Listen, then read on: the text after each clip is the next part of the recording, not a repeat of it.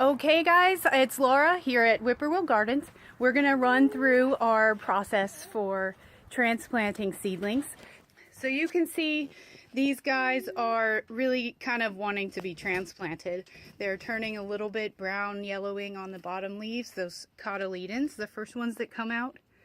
Let's get, there you go. So at this point, when they have that first, at least that first set of true leaves, that's when we want to go ahead and get them transplanted. In our case, especially because these are these smaller cells, the 128. I keep saying 158, but they're actually 128. 128 cell trays. So this handsome guy right here in the sunshine, let's get him in focus. Hello. Whoa, there he is. All right, so this is Mark, and Mark is going to give you a rundown of what we do. Now, before you get started, Mark, let's just warn everybody, there's a tiny 2-year-old running around, and she's gonna, I'm sure, cameo for us. So She'll be in and out. Yeah. So it's your show. All right, my show. Sorry to disappoint y'all. Here we go. 128 cell tray. We're going to be transplanting into 50 cell trays. What that does is, may be obvious, may not be. It gives it more room for the roots to expand, for the plant to grow a little bigger. Something else we get to do is we get to change from our original media. Don't really like to call it soil. It's like, this was peat moss and perlite meant to grow seedlings in. And what we're going to go to is a mix that has more coarse material, has organic material in it, besides just the peat and the perlite.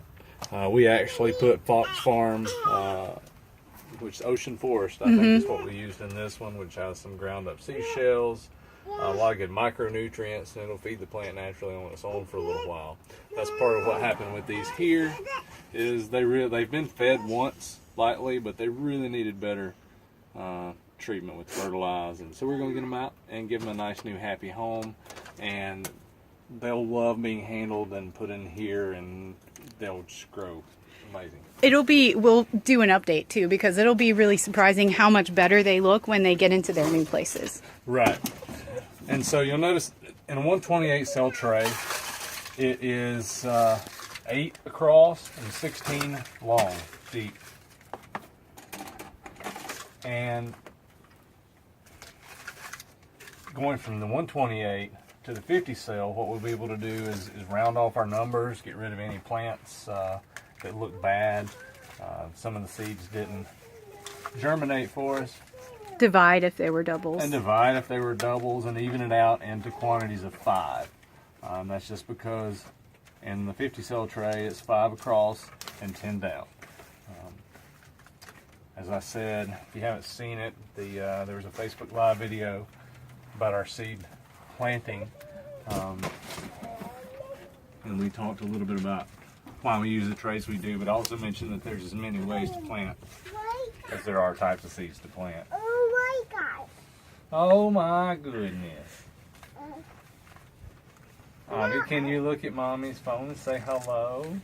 Hello. She's adorbs. All right. You're adorbs. All right. So, sorry to belabor this. I try to pay special attention to the side cells and especially the end cells. And make sure they're kind of firmly packed, but not too firmly, and I'll show you one in just a second. What I did was, like I said, I took the germinating mix. I took some Fox Farm Ocean Forest, about 50-50. Really, at this point, the plant's old enough, you can do whichever you want to do. You can go straight Fox Farm. If you grow with this straight peat moss perlite blend, you'll have to be adding nutrients immediately as soon as you transplant them, because they're going to want to grow and get happy. So we've got the 50 cell full. Clean it up, make them look all happy. Really, there's a couple options. You can use a Sharpie, red pen, a red, a knife, whatever. Doesn't matter what color it is. Doesn't matter what color it is. And make a place for the transplant to go. And another tool that we use, and I seem to have dropped one, so I'm just going to use a pen. You can use something like a big pen, just one of these standard pens. Another thing that works is a glue stick, the thinner glue stick. If you're a craft person, have in the drawer, you'll see this little trick that'll make it much easier to transplant. Because that's a funny thing to Talk about a glue stick, but it fits right in the hole you're about to show. Yeah, I mean, you can see here. Ooh, look at that. And the roots are starting to come through. Part of that's a bad setup on our part. We allowed this to get down here. These roots should air trim, but we let moisture get trapped, so they grew out of the cells. Now, it's going to be okay, but you'd rather not see a whole lot of this. You want to keep the roots contained until you get into the other. So I'm going to start with one we've got here just to show you what we're going to do. Spudicky, mentioned the other potato leaf, Cherokee purple type. You just take these holes in the bottom. You're going to start with the bottom of the pin. Come in and find one here. Now you can just pluck these out. Mommy. But if you have a plant that's a little weak or your soil is too moist, it's just going to rip the plant off. So we give them a little help. You can go down the whole row if you'd like. Just push them up a little bit. And if the soil is kind of dry and compacted, they'll pop out. But otherwise, you're just helping the plant ease out. These were watered a little heavily yesterday, so they're not really popping out of their cells. But you'll see how easy they come out now. And what you want to do is just take 2 fingers. Don't be scared. Don't reach down and grab the stem. Very important. Grab the 2 leaves and ease it up.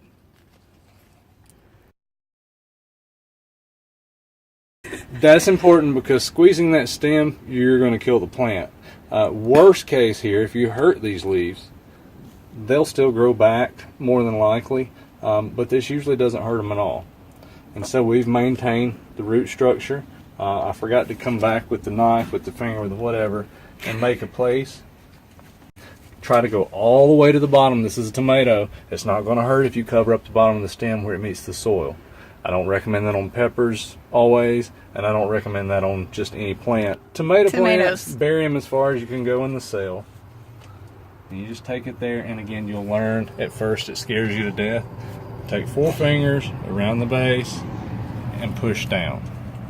You have eliminated any air pocket in the bottom to keep the roots from dying back. I want to show how deep it is, if you can kind of get a idea of that from the video. So you push down, you want to really firm it in there. You really, really firm it in because, you know, this is fluffy stuff. Now, you're not trying to squish everything, but you're going to want to be too gentle if you're not used to doing this type of stuff, because I used to be like, you're going to tear that thing apart, and these plants are pretty tough.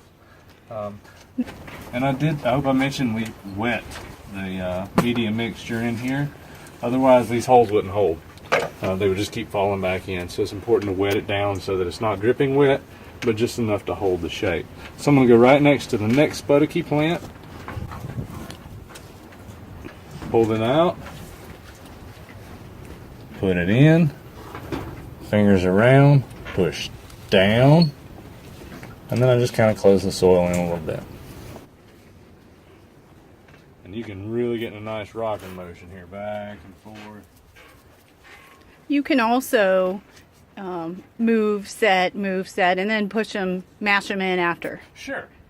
All right, guys, so let's do a recap of transplanting your seedlings. Specifically, we've got our tomatoes. To remind you, we started with a 128 cell tray, and we are moving them into these 50 cell trays. We loosen around the edges if you need to with a little squeeze, and we push up. We just use the blunt end of the pen, and you poke up from the bottom. You do that if you need to. They should be easy to remove. Pulling by the leaves, counter to what feels natural. Holding it by the leaves and not the stem, and moving it. I'm just going to show for the purposes. Moving it into the new tray and pushing down around it, firming around it with your fingers. Push it down as much as you want to. Fill in there. Water the seedlings, and that's all you have to do to transplant. They'll be really happy in their new homes. They're getting some nutrients. They're getting fresh growing medium to really encourage them to move on to the next phase and get them ready to go out in the garden.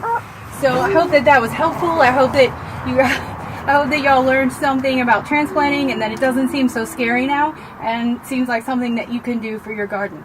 And thanks for watching. Send me an email, laura@youshouldgrow.com. I'm happy to answer your questions. Thanks. Bye.